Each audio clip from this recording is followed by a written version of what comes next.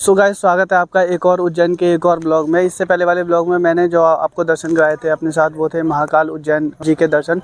और अभी इस ब्लॉग में मैं आसपास के जितने भी मंदिर हैं मैं उनके आपको दर्शन कराऊंगा। और अभी जो हमारा जो पहला मंदिर है वो है राजा भर्तृहरि की गुफा। मेरे पीछे जो आप रिवर देख रहे हो वो एक्चुअली में शिप्रा रिवर। इसी रिवर के किनारे 12 साल में यहाँ पे जो है महाकुंभ लगता है। तो अगर फ्रंट से दिखाऊं तो ये है भाई रास्ता भर्तृहरि गुफा जाने के लिए। और सामने जो टीन शेड है राइट साइड में ही उसकी एंट्री है। और जूते आप चाहो तो भाई अगर आप अपना व्हीकल लेकर आए तो उतार सकते हो पीछे, वरना आगे स्टैंड है वहाँ पे आप जूते उतार सकते हो। तो चलिए देखते हैं भाई अंदर से राजा भर्तृहरि की गुफा को। महाकाल मंदिर की तरह यहाँ भी भाई शूज़ का स्टैंड है और ये भी फ्री ऑफ कॉस्ट है, इसका कोई भी चार्ज नहीं है। मैं बात करूँ राजा भर्तृहरि की तो ये एक्चुअली में एक संस्कृत के पोइट थे। और राजा विक्रमादित्य से पहले एक्चुअली में वो इनके भाई थे। तो राजा विक्रमादित्य से पहले ये उज्जैन के राजा हुआ करते थे। लेकिन जब इनकी वाइफ जो पिंगला नाम था उनका जब देहांत हुआ, उनकी जब मृत्यु हुई, तो उसके बाद ये अपने भतीजे के साथ यहाँ पर आके तपस्या में लीन हो गए। और सामने ही है हनुमान जी की मूर्ति। ये गोपीचंद की गुफा नंबर 2। गोपीचंद मैंने बताया था वो उनके भतीजे थे जिनके साथ आकर वो इस गुफा में तपस्या करने लगे। और जो गुफा नंबर 1 यानी कि ये वाली जो गुफा है ये है भाई राजा भर्तृहरि की। और ये इतने गर्म हो रहे हैं ना भाई, ओहो। ये है भाई गुफा और ये है एक्चुअल में असली गुफा जो है। इस गुफा में ना बहुत ज़्यादा ह्यूमिडिटी है यार, बहुत ज़्यादा गर्मी है, मुझे पसीने आने लग गए। ये इतनी नीचे है कि इसमें मेरा सारा बड़े आराम से लग जाएगा। और यहाँ से स्टार्ट है, ये देखिए सामने।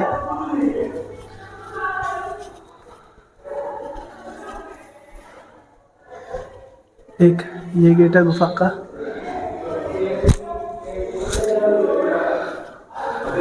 दूसरा ये है।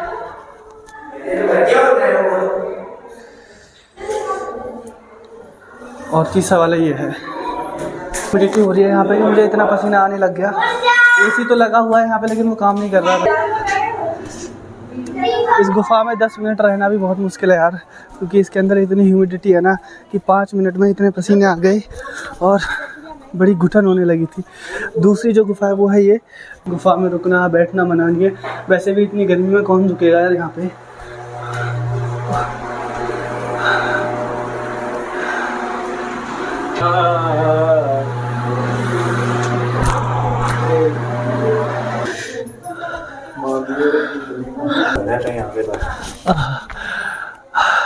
अंदर लिखा हुआ था गाइस गुफा में रुकना और बैठना मना है। मुझे समझ में नहीं आता कि कौन बैठता होगा यार, इतनी ह्यूमिडिटी है, इतनी गर्मी है उसमें और ऑक्सीजन भी नहीं है।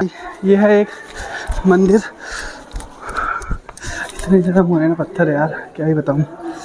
ये नवनाथ मंदिर, ये उसी भर्तृहरि गुफा के पास ही है। और भर्तृहरि गुफा के दर्शन हो गए। अब चलते हैं अपनी नेक्स्ट डेस्टिनेशन और वो हमारे ऑटो वाले भाई बंटी भाई बताएंगे। अब कहाँ जाना है? अब चलेंगे अपन संदीपनी आश्रम। संदीपनी आश्रम। तो अब टाइम है भाई संदीपनी आश्रम जाने का। संदीपनी आश्रम के बारे में आपको अभी बता दूं। झाड़ी मत दे देता। अरे नीली बात ही नहीं करता भाई मैं इस समय यार। संदीपनी आश्रम एक्चुअली में वो जगह है जहाँ पर भगवान श्री कृष्ण, बलराम और सुदामा जी ने विद्या ग्रहण की थी। यानी कि 14 जो लेसन थे, 14 विद्या जो सीखी थी, वो एक्चुअली में एक म्यूजियम टाइप है। तो अभी हम वहाँ जा रहे हैं, वहाँ जाकर बताएंगे कि वो 14 विद्याएं कौन कौन सी थी जो उन्होंने सीखी थी बलराम जी और सुदामा जी के साथ मिलकर। तो भाई पहुँच गए संदीपनी आश्रम। और ये संदीपनी आश्रम का बोर्ड है और ये है संदीपनी आश्रम का मेन गेट। भर्तृहरि गुफा से केवल 3 या 4 किलोमीटर है भाई ये महर्षि संदीपनी आश्रम। श्री कृष्ण सुदामा बलराम विद्या स्थल।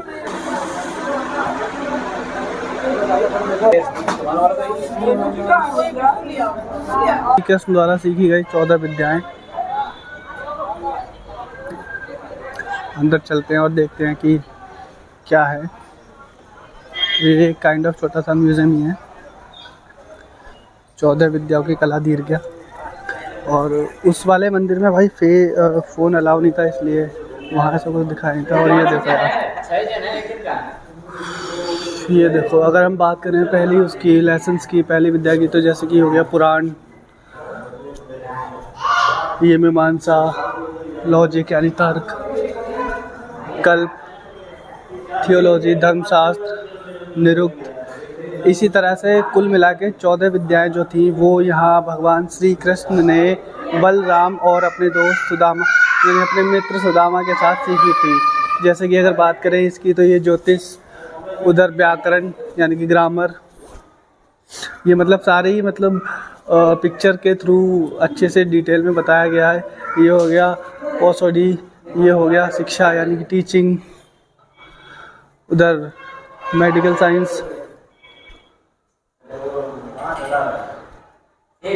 और ये म्यूज़िक, और लास्ट यज्ञ प्रधान यानी मेनली डील्स विद यज्ञ। छोटा सा मंदिर है, छोटा काइंड ऑफ म्यूजियम है, जहाँ पर भगवान श्री कृष्ण ने 14 लेसन्स, 14 विद्याएं सीखी थी, जिसमें 4 वेद थे और बाकी की 10 विद्याएं थी, जो कि इन दीवारों पर पेंटिंग के माध्यम से दिखाया गया है। इस म्यूजियम के बाद में एक छोटा सा मंदिर सामने भी है, ये रहा, ये श्री सर्वेश्वर महादेव जी का मंदिर, इसके भी दर्शन करते हैं। और फिर उसके बाद में चलते हैं भाई अपनी नेक्स्ट डेस्टिनेशन पर। इस मंदिर के बाद फिर एक गैलरी टाइप की है, पर यहाँ पर वहाँ 14 थी और यहाँ पर है 64 आर्ट फॉर्म यानी कि 64 कलाओं की जो गैलरी है वो ये है। और भाई एक तो ये ज़मीन इतनी गर्म है, यहाँ पे 5 मिनट के लिए भी खड़ा नहीं हुआ जा रहा। और ये एक कुछ सरोवर कुंड टाइप का है, पानी अभी इसमें है नहीं है, बट अच्छा है, काफ़ी गहरा है, अगर फुल भरता है तो ये काफ़ी गहरा है। ये बाकी के मंदिर से थोड़ा सा अलग है। पहला तो ये है कि यहाँ पे भाई भीड़ बिल्कुल भी नहीं है। दूसरा ये है कि यहाँ पे सारा कुछ मतलब पिक्चर्स के माध्यम से, मूर्तियाँ कम हैं, पिक्चर्स के माध्यम से और आर्ट गैलरी के माध्यम से बताया गया है कि उस टाइम पर भगवान श्री कृष्ण ने जो भी चीज़ें सीखी थी, लेसन्स लिए थे, जो भी विद्याएँ ली थी, वो सारी की सारी इस तरह की पिक्चर्स के थ्रू समझाया गया है, सारा मतलब बताया गया है। जैसे कि ये नंबर 6, उधर नंबर 7, इस तरह से, इसी तरह से ये पूरे 64 है भाई। आ गए हैं मंगलनाथ मंदिर पर और यहाँ कुछ मंगलनाथ मंदिर के बारे में बता रहे हैं, तो चलो सुनते हैं। एक गिरे मंगल गिरे का जन्म स्थान है ये। मंगल गिरे का यहाँ पर जन्म हुआ है। भगवान भोलेनाथ जी का मस्तक का पसीना इस जगह पर धरती पे गिरा और धरती माता के गर्भ में से मंगल गिरे की उत्पत्ति हुई है। शिव बालक रूप में तो मंगल गिरे शिव पुत्र, धरती पुत्र है मंगल देव। यहाँ पर मंगल गिरे को मंगल का दान प्रसाद चढ़ाया जाता है अपने घर परिवार की 9 ग्रह की सुख शांति के लिए। अब वाला था जो फूल बेच रहा था, उसने बताया था कि यहाँ पर ये एकमात्र ऐसा मंदिर है जहाँ पर भगवान शिव के पसीने से मंगल का जन्म हुआ था और ऐसा ही मंगल ग्रह की उत्पत्ति हुई थी। मतलब भगवान शिव के पसीने से मंगल ग्रह की उत्पत्ति हुई थी। और ये यहाँ पर एकमात्र ऐसा मंदिर है भाई जो पूरे इंडिया में पहला मंदिर है जहाँ पे भगवान शिव के रूप में मंगल देव को पूजा जाता है, यानी कि भगवान शिव के रूप में मंगल देव को पूजा जाता है। चलिए अंदर देखते हैं। अभी तो मंदिर जो है वो निर्माणाधीन है, आधा बना हुआ है और आधा बन रहा है। ये देखो सामने ये मंदिर जो है वो ग्राउंड फ्लोर पर नहीं है भाई, कम से कम 3 या 4 मंजिल ऊपर 3rd या 4th फ्लोर पर है। और वो देखो, इससे अंदाज़ा लगा सकते हो कि शायद 2री या 3री मंजिल पर है और अभी इससे भी और ऊपर है जो कि बन रहा है। वो रहा सामने मंदिर का मेन पार्ट।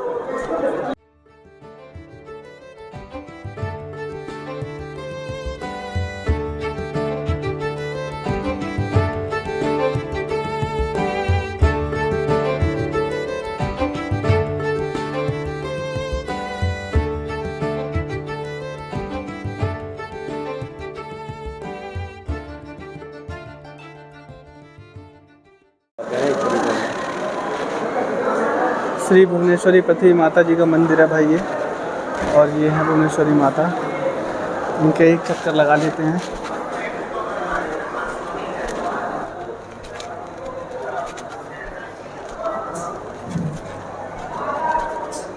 सार्थक क्या बोलते हैं इनके बारे में?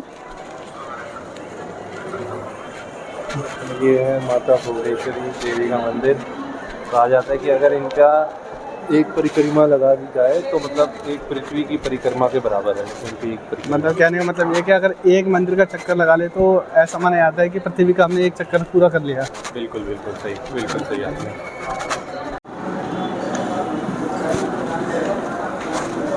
तो दोस्तों हमारे साथ हैं इस मंदिर के जो है पंडित जी, जो कि यहाँ पूजा करवाते हैं। आइए जानते हैं इस मंदिर के बारे में उनसे। नमस्कार पंडित जी। नमस्कार, मेरा नाम है पंडित अंशुल तिवारी। मंगलनाथ मंदिर से मैं तीर्थ पुरोहित हूँ। यहाँ पर मंगल ग्रह का जन्म स्थान है, जो कि पूरे विश्व में एकमात्र ग्रह मंदिर है मंगल ग्रह का। जो मंगल देवता है उनकी उत्पत्ति किस प्रकार हुई? भगवान शिव जी की पसीने की बूंद पृथ्वी पे गिरी और पृथ्वी से शिवलिंग के रूप में मंगल ग्रह की उत्पत्ति हुई है।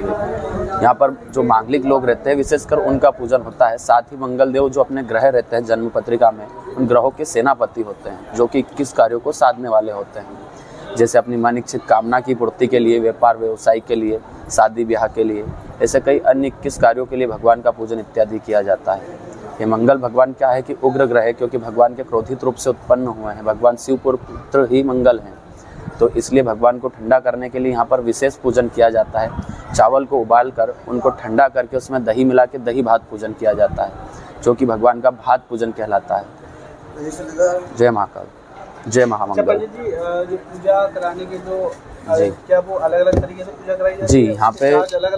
यहाँ पे गवर्नमेंट द्वारा राशि निर्धारित है। मंदिर में सामान्य पूजन होता है, जिसमें गणेश गौरी का पूजन, कलश का पूजन, मंगल देव का ऊपर भात पूजन होता है, जिसका गवर्नमेंट ने राशि निर्धारित कर रखा है। 1100 रुपये शुल्क और 150 रुपये उसकी रसीद राशि होती है। अगर आप हवनात्मक करना चाहते हैं तो जिसमें गणेश गौरी का पूजन, कलश का पूजन, ऊपर मंगल देव का दही भात पूजन और नीचे आके नवग्रह की शांति और साथ ही में हवन किया जाता है। फिर इसके बाद एक पूर्ण विधान होता है, जिसमें गणेश गौरी का पूजन, अभी तक अपने जीवन काल में जो पुण्य पाप हुए हैं उनका पुण्यावाचन पूजन। फिर पुण्यावाचन पूजन के बाद में आता है आपका कुल देवी का पूजन। कुल देवी के पूजन के बाद में आपके पितरों का पूजन होता है। फिर प्रधान देवता का ऊपर मंगल देव का भात पूजन होता है, नीचे आके नवग्रह की शांति होती है, फिर हवन होता है, जो कि पूर्ण विधान है, जिसका शुल्क गवर्नमेंट ने निर्धारित कर रखा है 5100 रुपये, 500 रुपये उसकी रसीद राशि होती है। जी, मतलब 1100 रुपये, 5100 रुपये, जी, 600 रुपये इस तरह से। जी जी। तो ये था भाई मंगलनाथ का मंदिर। मंदिर में दर्शन, मंदिर में पूजा पाठ और जो भी आप लोगों को कराना है मंगल ग्रह की शांति के लिए। जिन पंडित जी से मैंने बात की थी, आप लोगों ने उनको सुना था। मैं उनका जो कॉन्टैक्ट नंबर है वो इस वीडियो की डिस्क्रिप्शन में दे दूंगा। अगर आप भी कभी आते हो या आप लोगों को भी यहाँ पर पूजा पाठ करानी है तो बिल्कुल आप उनसे कॉन्टैक्ट कर सकते हैं। अब चलते हैं भाई अपने नेक्स्ट मंदिर की तरफ, नेक्स्ट डेस्टिनेशन की तरफ। तो ये है दोस्तों भगवान सिद्धवट जी का मंदिर और ये इसका मेन गेट है। अंदर चलकर देखते हैं। वैसे इस मंदिर की जो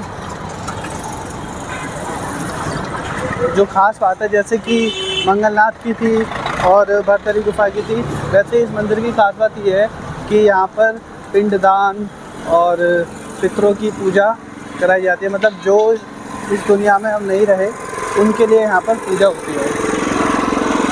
माता पार्वती का लगाया हुआ वटवृक्ष है ना। कौन सा वाला? ये वाला वटवृक्ष अच्छा, माता पार्वती ने लगाया, इसलिए इसको जो सिद्धवट उज्जैन के राजा थे विक्रमादित्य। और वेताल की कहानी सुनी आपने? वो इस पेड़ पे आधारित है ना, विक्रम बेताल वाली। हाँ, अच्छा, वो इस पेड़ पे आधारित है। सिद्धवट यही तो सिद्धवट है। हाँ, मुगलों ने इस पेड़ को 20-20 मन के तवे रख के काट के जला दिया था, वापिस से उत्पन्न हुआ, इसलिए इसका नाम है सिद्धवट। अंदर जाना, दर्शन करना, फिर आकर नीचे जलदान होता है, जलदान करते जाना। ये छिपरा नदी है, ये पितरों का वास है। यहाँ पे अपने पितृ देवता जो रहते हैं ना, दादा परदादा वगैरह जो भी है, उन लोगों का यहाँ पे वास है। उनको जलदान करने से मोक्ष मिलता है। सिद्धवट का मंदिर। और ये था वो जो पंडित जी ने बताया था सिद्धवट के बारे में, वो सामने सिद्धवट वृक्ष।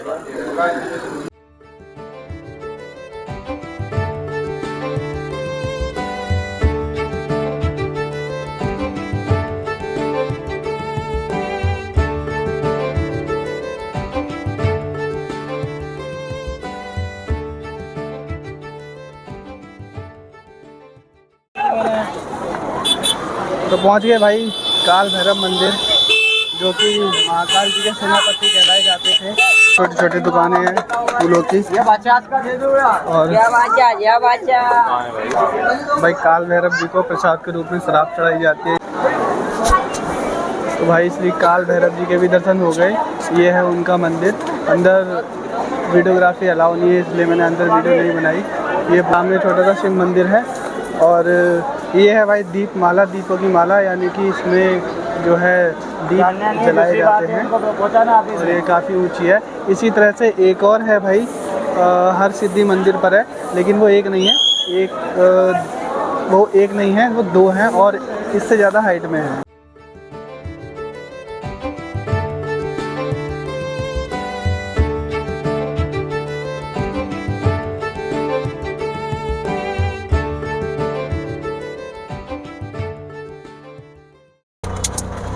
तो दोस्तों हमारे जो चारों मंदिर थे, जैसे कि सिद्धवट मंदिर हो गया, काल भैरव, भरथरी और कौन सा था, मंगलनाथ। हाँ, तो दोस्तों मंगलनाथ, काल भैरव, सिद्धवट और भरथरी गुफा के बाद अब यानी कि हमने चारों मंदिर जो है वो कंप्लीट कर लिए हैं।